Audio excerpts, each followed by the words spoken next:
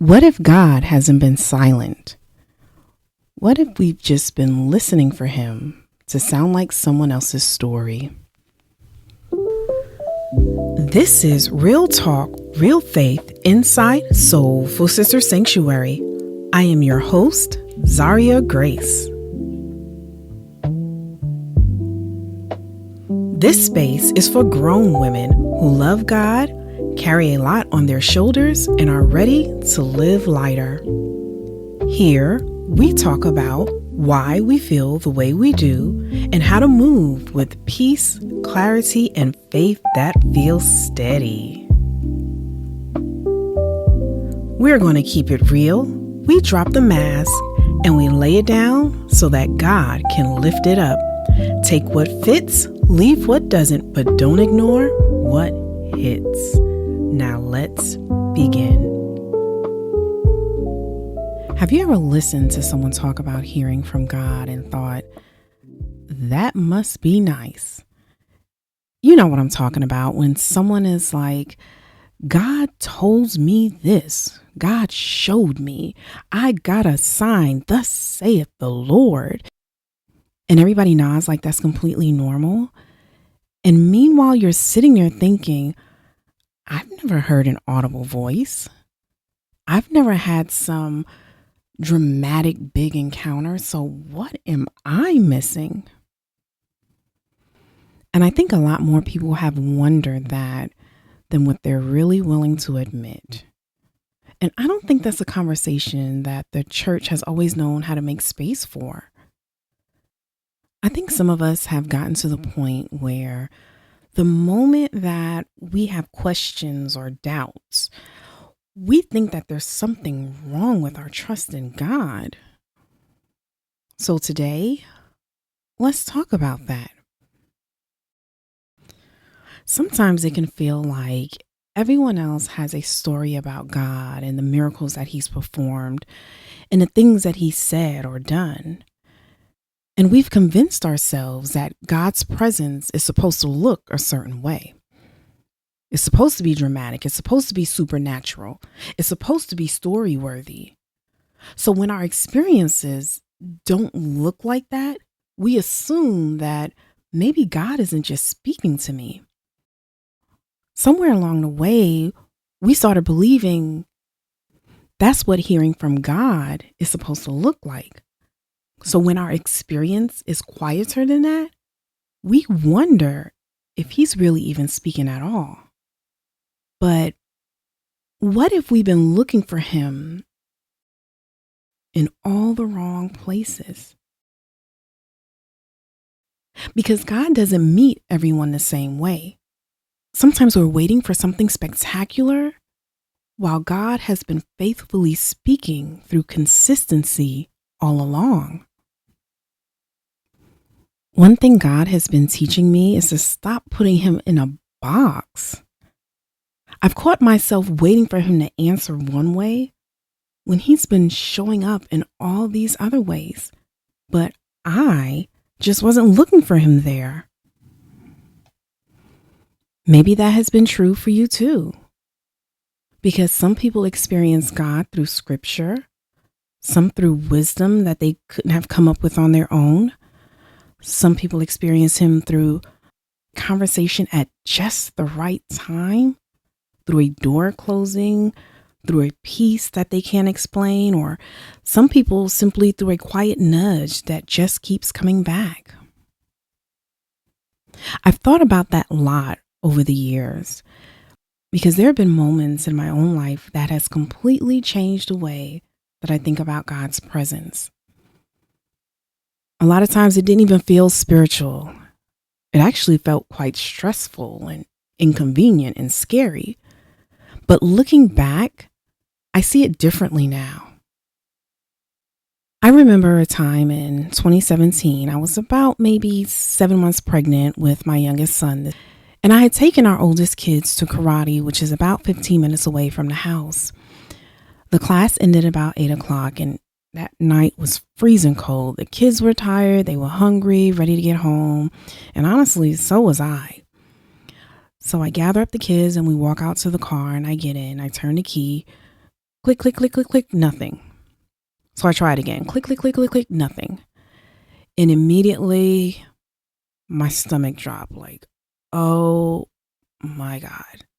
The karate studio was closing. It was in this plaza, and the plaza was starting to empty out, and it was getting dark. And at the time, my husband worked about 45 minutes away. And if you've ever lived in Atlanta, you know that a 45-minute drive can easily turn into an hour and a half with traffic. I didn't have any other close family, and I remember sitting there staring at the steering wheel thinking, oh my God, what am I supposed to do? I looked in the rearview mirror at the kids sitting in the back seat. They were hungry, tired, waiting on me to figure it out. And the truth is, I had no idea what I was going to do next. So finally, I gathered myself and I called AAA, and they told me it would be about an hour. An hour. And when you're pregnant, you're stranded, you're tired, you're sitting in a dark parking lot with hungry kids, an hour can feel like eternity. And I remember feeling overwhelmed. I was frustrated, scared, feeling alone. And then the woman who was parked right next to me, she was parked to my right. I had never seen her before, never met her, but she had her grandson with her. And I remember her coming over to my side, and she looked at me and she said, are you okay? I don't even remember exactly what I said. I just remember trying so hard to hold it together, because when you're a mom, you're supposed to have all the answers, right? And in that moment, I didn't. But this woman came over, she listened, she smiled, and then she gave me a hug, a complete stranger. And I remember feeling something shift in me. And it wasn't because the situation had changed. The car still wouldn't start. AAA still wasn't there. My husband was still far away. But with her presence, I didn't feel quite alone anymore. And I remember she did something that I'll never forget. She offered to walk my children into the nearby restaurant that was in a plaza to get them something to eat while we were waiting. And that's exactly what she did. She sat with them. She brought them food. She made sure they were okay. And then when she got back, she didn't even leave. She stayed with me. It wasn't 5 minutes. It wasn't 10 minutes. It was actually closer to an hour. But she invited us in her car. We sat in her car with the heat. We talked. We waited. We laughed. We shared stories and just passed the time. But thinking back, somewhere in the middle of the conversation, I felt more relaxed. I wasn't trying to figure everything out anymore. The situation hadn't changed, but somehow I had. So eventually, AAA got there and they got the car started for me. Of course, I thanked her and I offered to pay her back for the food that she bought my children, and she wouldn't accept it. And then she said, you know what, sweetie, I'm going to follow you home just to make sure that you guys get home safely. And she did the entire way, a complete stranger, making sure that me and my children got home safely. Every time I think about that night, what stands out to me isn't that I had a dead battery or I had to wait.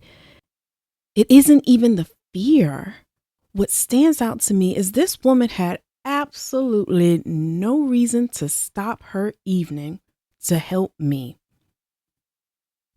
She had no reason to stay, but she did. And years later, I've often wondered, what if that was one of the ways that God was caring for me in that moment? Because we're looking for a sign. And God sends a person. We're looking for a miracle. And God sends exactly what we need. And I think that's why I keep coming back to that night. Because for a year, I thought God's presence would look so much bigger than that. It would be more obvious and more undeniable. I thought I would always know when God was showing up and speaking to me. But when I look back over my life, I can see God's fingerprints everywhere. Not just in that parking lot, but in moments that feel like a typical Tuesday, in conversations that seem so random, in people who showed up at the exact right moment, the doors that opened, the doors that even closed, things that didn't even make sense to me until years later. And maybe that's the part that we miss. We spend so much time looking for the big ba-boom ching, the extraordinary big miracles, that we overlook the sacred hidden in the ordinary. Those are the moments that I used to call coincidences that I see differently now. Moments that I thought were interruptions that became turning points. Moments that I thought were just random that now feel remarkably intentional. Because now when I look back over my life, I don't just see events, I see fingerprints. So no, I may not have heard an audible voice or had the dramatic big encounter that some people described. But I learned to stop believing that meant that God wasn't speaking. Maybe hearing from God isn't always about hearing words.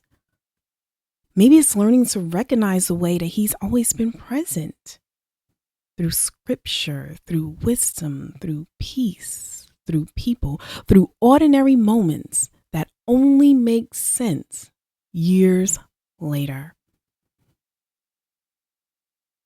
God doesn't always speak the same language to everyone, but that doesn't mean that He's silent. Maybe the invitation isn't to compare someone else's story. Maybe it's to start paying attention to your own. Because once you begin noticing God's fingerprints, you may realize He's been there all along. And maybe that's why I never forgot that woman. I never saw her again. And for weeks, I was hoping that I would. I wanted to thank her. I wanted to let her know how much that night meant to me. And all these years later, I still don't know why she stopped. I don't know why she stayed. But maybe that's the point. Because maybe some acts of kindness aren't meant to be explained. Maybe they're only meant to be remembered. Every time I think about that night, I stop asking where God was. And whether you call that coincidence, kindness, or something else, I'll leave that between you and God. But I do know this. That night taught me how to pay attention. Because maybe the question never was, why doesn't God speak to me? But maybe the better question is, have I been listening for the wrong thing? Because once you start recognizing God's fingerprints, you begin to realize that maybe He has been speaking to you all along.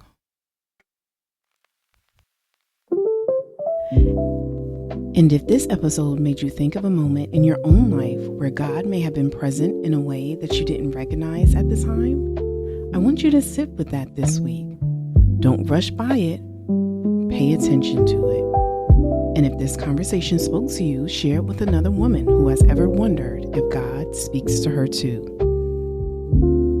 Now, before you go, unclench your jaw, drop your shoulders, and take one slow, delicious breath in and out. You have carried enough for today. God never asked you to be everything for everyone. You are allowed to rest, You are allowed to say no, and you are allowed to be cared for.